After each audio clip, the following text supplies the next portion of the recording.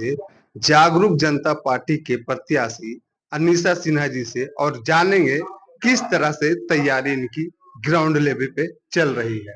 अनीशा सिन्हा जी जी बताएं आप। बहुत बहुत धन्यवाद आपके चैनल को और सभी जनता को मेरा प्रणाम, जोहार, आदाब। मैं अनीशा सिन्हा गिरिडीह विधानसभा की प्रत्याशी जागरूक जनता की तरफ से हूँ। कैसी तैयारी चल रही है? कहा जा रहा है कि काफी संख्या में लगभग 40 से 50 हजार महिलाएं समूह है आपके साथ काम कर रही है। कितना अस्वस्थ है आप जीत को लेकर? जी, तैयारी मेरी बहुत अच्छी चल रही है और जितनी भी महिलाएं या पुरुष हैं हमारे परिवार में, वो लगातार हमसे संपर्क में हैं और मेरा 15 अगस्त से लगातार जो है जनसंपर्क अपने परिवार से मिलना रह रहा है। हमारे नॉमिनेशन में भी कई परिवार जो है मौजूद थे। बहुत खुशी हो रहा है, ग्राउंड लेवल जो है हमारा बहुत स्ट्रांग है। जीतने के बाद आप किस तरह का विकास का काम करेंगे गिरिडीह में? क्या मुद्दा रहेगा आपका खासकर? जी, वैसे तो हम अपने जनता को बताएँगे, पहले भी बताए हुए हैं कि हम 15 वर्ष से लगातार समाज सेवा कर रहे हैं। बेटियों की शादी में हमेशा से जो है मदद किए हैं, घर बनाकर देना, बच्चों की शिक्षा में महिलाओं को रोज़गार देना, ऐसी कई योजनाएँ हैं। जैसा जिस परिवार को जिस स्थिति में ज़रूरत पड़ी, हम सभी परिवार को जो है मदद किए। ये हमारा 15 साल का उपलब्धि है और अभी हम लोग 2 प्रत्याशी हैं, गांडी विधानसभा क्षेत्र से हमारे शमीम अख्तर जी और गिरिडीह विधानसभा से हम खुद हैं अनीशा सिन्हा जी। तो हम लोगों का 15 वर्ष का जो समाज सेवा रहा है, इससे हम लोग जो है बहुत मजबूत हैं और जीतने से पहले इतना ही काम किए हैं अपने परिवार के लिए, जनता बहुत खुश है।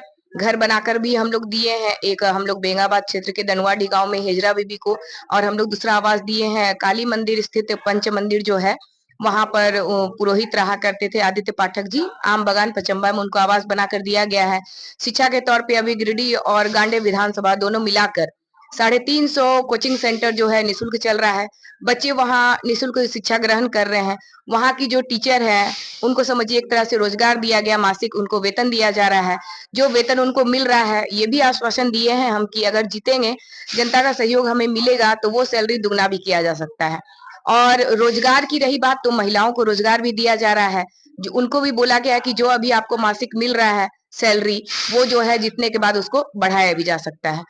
निशा जी, इस चुनाव में एक तरफ बीजेपी है और एक तरफ इंडिया गठबंधन के हैं, तो ये लोग सारे लोग जो है सो बहुत ताम झाम के साथ मैदान में उतरेंगे। आप किस तरह से इसका मुकाबला करेंगे? जी, तामझाम के तौर पे वो उतरे, अच्छी बात है, खुशी की बात है। आप कोई भी पार्टी हो, हम किसी एक का नाम नहीं ले सकते हैं, कोई भी पार्टी हो, वो भी काम किए अपने जनता के लिए किए हैं और हम भी जो एक समाज सेवी के रूप में काम किए 15 वर्षों से, वो भी हम जनता के लिए किए हैं। तो जनता पर ही निर्भर है कि जनता किसे चुनती है, क्योंकि सरकारी योजनाएं जो आती है, पानी, सड़क, बिजली, नाला, ये सब सरकारी योजना है। सरकारी योजना है, उसके बावजूद भी जो है लोग उससे वंचित है। ये सभी को मालूम है, सभी पब्लिक भी जान रही है, जनता भी जान रही है, आप लोग भी जान रहे हैं। बेटियों की शादी में, शिक्षा में, रोजगार में आज तक कोई भी पार्टी आगे नहीं बढ़ा। जो हम किए हैं 15 वर्षों से, ये काबिले तारीफ है, ये हम नहीं, जनता कह रही है। तो अब जनता पर ही निर्भर है। बाकी ब्रांडेड पार्टी है वो मुझे पता है, लेकिन एक आम प्रत्याशी ही हमें मान लीजिए, तो हमें नहीं लगता है कि हम एक समाज सेवा होते हुए इतने लोगों को लाभ दिए हैं, जो कि आज तक कोई भी पार्टी बेटियों की शादी में खासकर कोई आगे नहीं बढ़ा। और अभी 2 आवास बना कर दिए हैं, ये भी वादा हम किए हैं और अपने इंटरव्यू में लगातार बोलते आए हैं कि अगर हम जीतेंगे तो 25,000 आवास निशुल्क बना कर दिया जाएगा।